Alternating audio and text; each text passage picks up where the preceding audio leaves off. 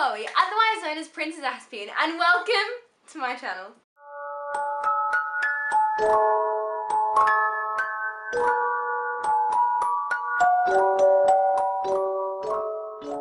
So as everyone knows, it is New Year's Eve today, and that means it is time for the millions of New Year, New Me posts. Ugh.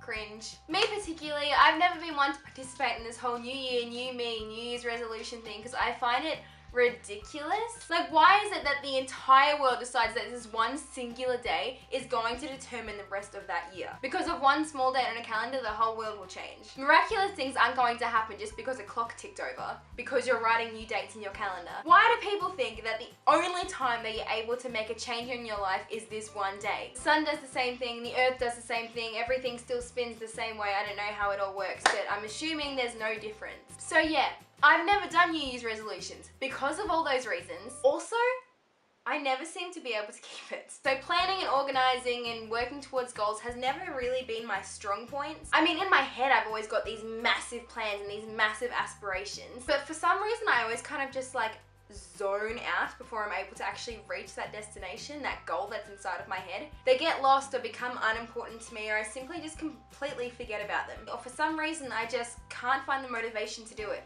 at all. Even if it's super, really important. Sometimes, especially when it's like super, really important. I don't know, man, I don't make the rules of my brain. Now, I used to think that this was just a Chloe being lazy type of ordeal. I mean, that makes sense. That's what everyone else put it down to. But recently, as in like yesterday, I discovered that this is actually a thing, a real thing that other people on the spectrum struggle with as well. It's not called chronic Aspie laziness, it's an actual thing. Let me tell you. That thing is called executive dysfunction. And it's basically what happens when that part of your brain that is made and designed to work towards goals and have aspirations and have plans and think of the future doesn't work the way it should. That part of your brain that works towards planning, sequencing, prioritizing, completing, and working towards goals. Here we go, Aspie kids. Use this on your parents next time they're telling you you're being lazy. Top tip. Don't actually do that. I don't want you guys to get in trouble on my behalf. I guess in a way, it's a lot like how I can't process my senses properly. Everything comes in all at one time. Sight, smell, taste,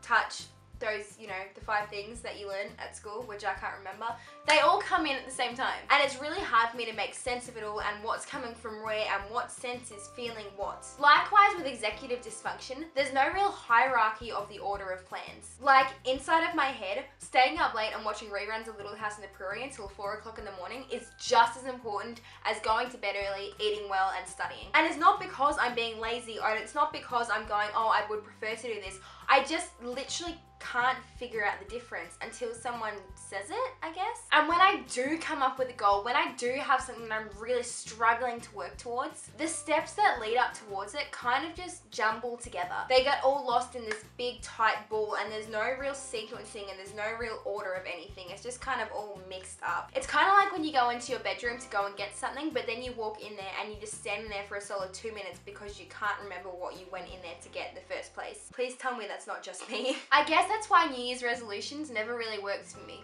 But why I'm planning on doing something similar anyway. But instead of this whole stupid, unrealistic goals and expectations thing, because really, I know that within 2 days of me saying that, I'm going to be eating an entire tub of vegan ice cream by myself and lay in my bedroom doing nothing. Don't lie, you're gonna do it as well. So instead of that, I'm planning on making notes to myself. And these notes are not only for me, but for every other Aspie out there and for every other neurotypical person out there. Hey, this is something that you all need to remember. Because when I make have-tos, I'm setting myself up for failure. I already know that I'm not going to be able to keep them. So these things are notes to myself, notes to everyone, just special little reminders that I can make mental notes of, that I can remind myself, that I can do without even thinking of. So here's my small list of promises and reminders to myself in 2017. Number 1, your disability does not define you. You are so much more than what any doctor tells you. You are so much more than what any psychologist tells you. Your disability does not define you. The way that you are made does not define who you are as a person. You are so much more than what a doctor or a psychologist or a book or the internet or some kid down the street tells you. Number 2,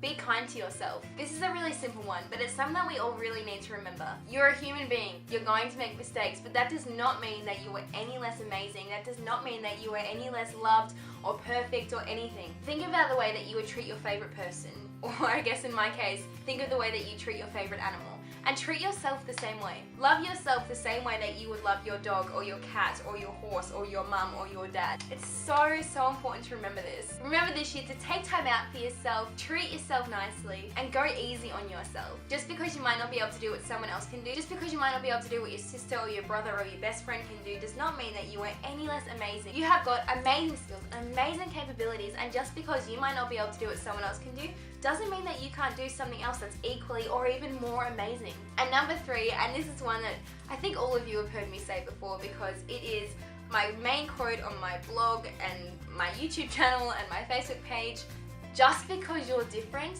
doesn't mean you're less. Your differences make you amazing. Your differences make you stand out and make you the person that you are. And that's fantastic. Imagine if everyone in this world was the same. It would be boring, and no one wants a world like that. So these are just some things that I have got for myself that I have to remind myself so much this next year, and I want all of you guys to do the same thing. If you guys can just remember these things, heck, even come up with your own things, write them in the comments below. Tell me what your New Year's resolutions are, your things that you have to remember for yourself. Anyway, that is all I have got for you guys for this year. I hope you've all had an amazing year. I cannot believe how fantastic this year has been for me. It has been insane. I graduated Bible college, started a YouTube channel. Oh my gosh, this year has been insane, but I am so excited for next year. I cannot wait to see the amazing things that are happening. Thank you guys all for being on this journey with me, and I will see you next year.